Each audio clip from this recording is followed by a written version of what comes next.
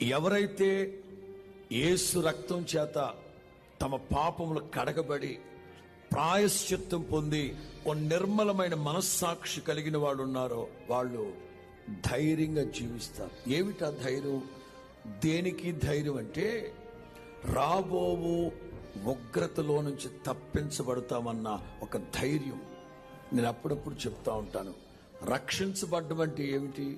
రక్షణ అనే మాట ఎప్పుడు వాడతాం అంటే ఏదో డేంజర్, ఏదో పెను ప్రమాదం, ఏదో అపాయం మన మీదకి రాబోతా ఉంది, అందులో నుంచి మనం తప్పించబడ్డమే రక్షించబడ్డాం. అదిగో రాబోతున్న ఉగ్రతలో నుంచి మనం తప్పించబడ్డానికి ఇప్పుడు మనం తీసుకునే నిర్ణయము, మనం తీసుకున్న బాప్తిసము, ఆ మంచి మనస్సాక్షే మనకు ఒక గొప్ప ధైర్యాన్ని